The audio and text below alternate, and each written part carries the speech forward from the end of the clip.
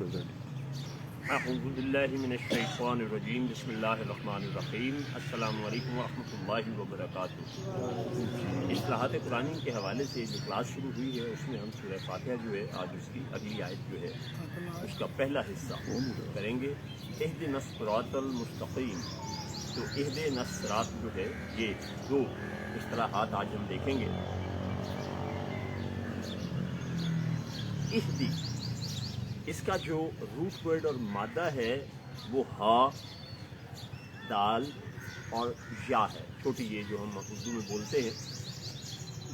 تو اب جب ہم اس کا ترجمہ کرتے ہیں تو ہم کہتے ہیں، ہدایت مانگتے ہیں اللہ سے کہ اے اللہ ہمیں سیدھا راستہ دکھا، اہدنا الصراط، کہ ہمیں راستہ دکھا۔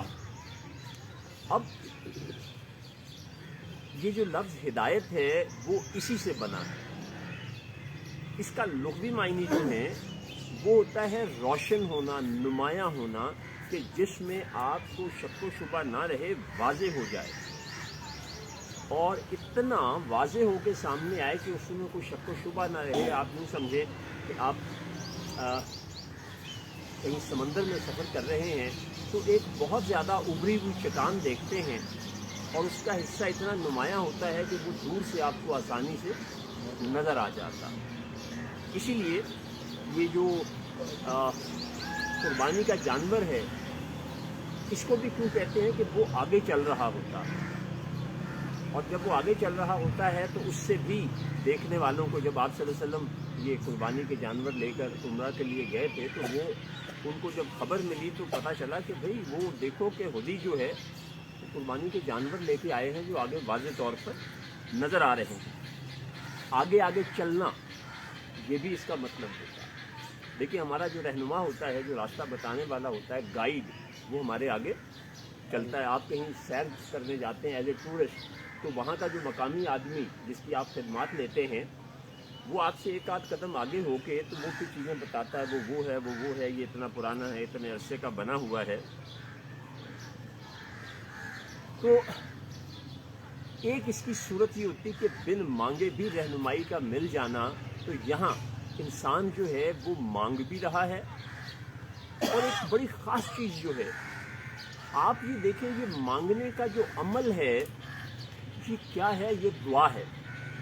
تو دعا انسان کیوں کرتا ہے؟ اپنی کسی بھی ضرورت کو پانے کے لیے، اپنی مشکل کو حل کرنے کے لیے، اپنے آپ کو بہتر کرنے کے لیے، اپنے آپ کو کسی دیکھی یا اندیکھی مصیبت سے بچانے کے لیے۔ تو جب انسان دعا کرتا ہے تو ایک بڑی خاص بات یاد رکھیے کہ اس وقت وہ اس چیز کا اظہار کر رہا ہوتا ہے کہ میں بے بس ہوں، میرے اختیار میں یہ نہیں ہے، تو میں تجھ سے یہ چاہتا ہوں۔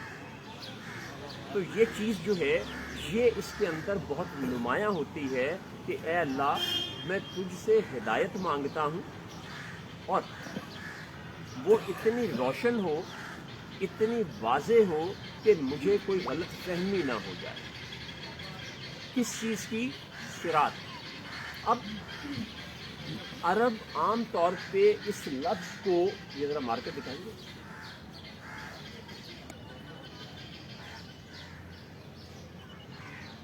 یہ سیاہی ہر وقت رکھا کریں، آپ کو ہر دفعہ یہ ہاتھ لگا کے دیکھنا پڑتا ہے۔ جو عرب ہیں وہ اس کو اس سین کے ساتھ ادا کرتے ہیں، تو پھر قرآن میں سوئی کے ساتھ کیوں ہے؟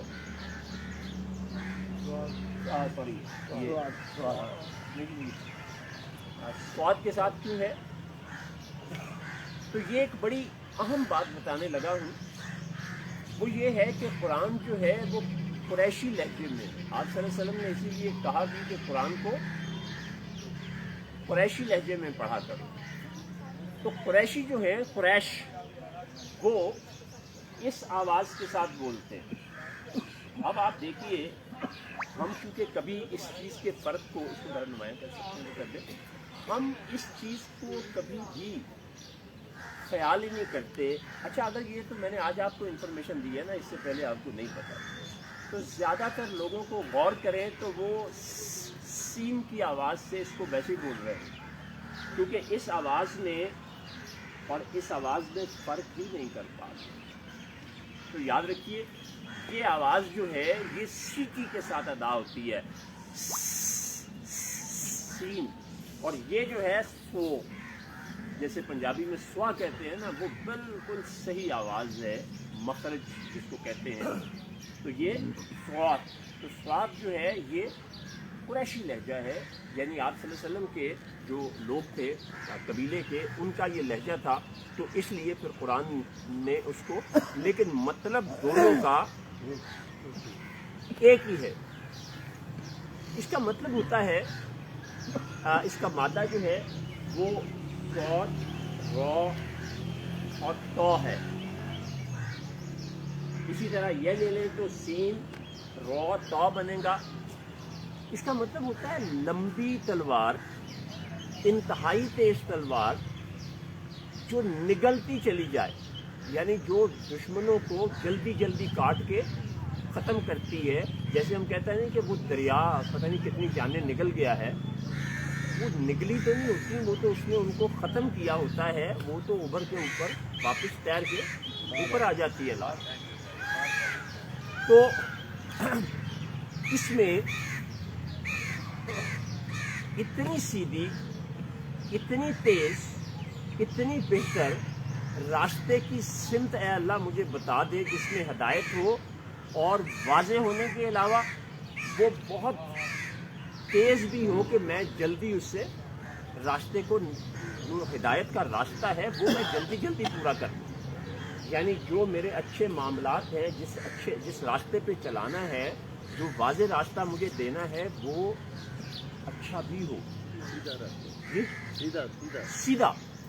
اچھا, اس سیدھے میں ٹیڑھ نہ ہو.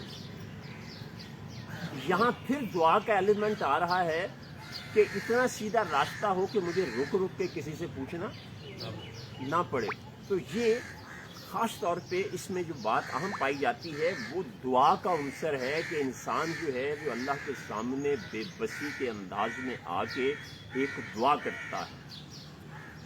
اور یہاں عہدے جو ہے وہ ایک اور اس میں خاص نقطہ یہ ہے کہ اے اللہ مجھے جو وحی کا راستہ ہے, یعنی جو تو نے کتاب اور شریعت یا وہ کتاب کا سبق جو اپنے نبی کے ذریعے دیا ہے, مجھے اس قابل کر دے کہ میں اس راستے پہ سیدھا بھی چلوں اور آسانی سے بھی چلوں. یہاں بھی ایک بڑی خاص بات جو ہے وہ ڈھونڈیے, جو میرے گمان میں آتی ہے وہ یہ ہے کہ تعویل نہ کروں. تعویل سمجھتے ہیں نا, کہ اپنی مرضی کا مطلب نہ نکالوں, جو کہ یہود کے ہاں ہوا کرتا تھا کہ دین میں سے قرآن کی بات کرتے ہوئے یا دین کی جو کل تعلیمات ہیں ان کے مطالب جو ہیں اس میں سے ہم اپنی مرضی کے لیے کوئی چیز لے لیں اور کوئی چیز چھوڑ دیں. تو یہ بھی اس کے اندر ایک راز اور بات واضح ہوتی ہے اس آیت کے پہلے حصے میں کہ اے اللہ وہ راستہ اتنا سیدھا ہو کہ میں اس پہ اسی طرح سے چلوں جو تو نے وحی کے ذریعے آپ صلی اللہ علیہ وسلم کے توسط سے ہمیں دیا ہے. تو اس لیے اس سے مراد وہ وحی اور دین کا راستہ بھی ہے جس کو سمجھنے میں اور آگے چلنے میں مجھ سے کوئی غلطی نہ ہو. تو یہ اس طرح یہ ہمارا آدھا حصہ ہو گیا. اگلا تو مستقیم جو ہے, صراط تو مانگا, اب وہ مستقیم تو سیدھے سے مراد جو ہے وہ کیا ہے, مستقیم کیا ہے, یہ انشاءاللہ ہم اگلے سبق میں کریں گے. بہت شکریہ.